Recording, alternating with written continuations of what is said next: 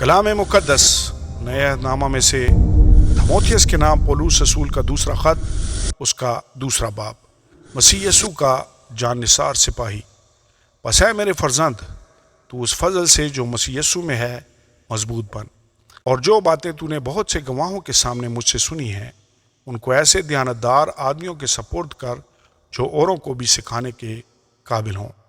مسیح یسوع کے اچھے سپاہی کی طرح میرے ساتھ دکھ اٹھا۔ کوئی سپاہی جب لڑائی کو جاتا ہے اپنے آپ کو دنیا کے معاملوں میں نہیں پھنساتا تاکہ اپنے بھرتی کرنے والے کو خوش کرے۔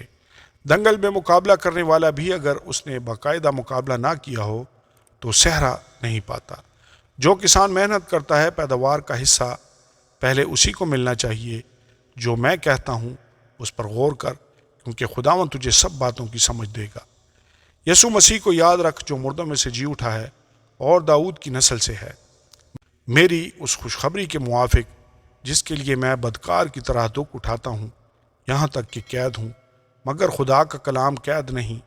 اسی سبب سے میں برگزیدہ لوگوں کی خاطر سب کچھ سہتا ہوں، تاکہ وہ بھی اس نجات کو جو مسیح یسوع میں ہے ابدی جلال سمیت حاصل کریں۔ یہ بات سچ ہے کہ جب ہم اس کے ساتھ مر گئے تو اس کے ساتھ جئیں گے بھی۔ اگر ہم دکھ سہیں گے تو اس کے ساتھ بادشاہی بھی کریں گے۔ اگر ہم اس کا انکار کریں گے تو وہ بھی ہمارا انکار کرے گا۔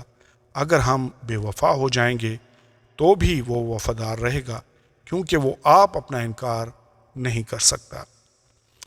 ایک پسندیدہ کارندہ، یہ باتیں انہیں یاد دلا اور خداوند کے سامنے تاکید کر کہ لفظی تکرار نہ کریں جس سے کچھ حاصل نہیں، بلکہ سننے والے بگڑ جاتے ہیں۔ اپنے آپ کو خدا کے سامنے مقبول اور ایسے کام کرنے والے کی طرح پیش کرنے کی کوشش کر جس کو شرمندہ ہونا نہ پڑے، اور جو حق کے کلام کو درستی سے کام میں لاتا ہو، یعنی بیہودہ بکواس سے پرہیز کر، کیونکہ ایسے شخص اور بھی بے دینی میں ترقی کریں گے اور ان کا کلام عاقلہ کی طرح کھاتا چلا جائے گا۔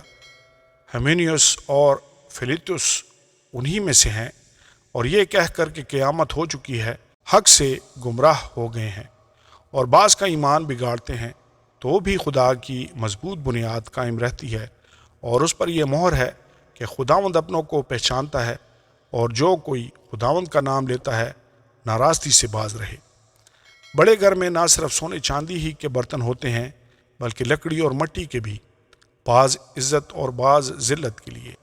پس جو کوئی ان سے الگ ہو کر اپنے تئیں پاک کرے گا وہ عزت کا برتن اور مقدس بنے گا، اور مالک کے کام کے لائق اور ہر نیک کام کے لیے تیار ہوگا۔ جوانی کی خواہشوں سے بھاگ، اور جو پاک دل کے ساتھ خداوند سے دعا کرتے ہیں ان کے ساتھ راست بازی اور ایمان اور محبت اور صلح کا طالب ہو، لیکن بے وقوفی اور نادانی کی حجتوں سے کنارہ کر، کیونکہ تو جانتا ہے کہ ان سے جھگڑے پیدا ہوتے ہیں، اور مناسب نہیں کہ خداوند کا بندہ جھگڑا کرے، بلکہ سب کے ساتھ نرمی کرے اور تعلیم دینے کے لائق اور بردبار ہو، اور مخالفوں کو حلیمی سے تادیب کرے۔ شاید خدا انہیں توبہ کی توفیق بخشے تاکہ وہ حق کو پہچانے اور خداوند کے بندہ کے ہاتھ سے خدا کی مرضی کے اسیر ہو کر ابلیس کے پھندے سے چھوٹے۔ آمین اور آمین۔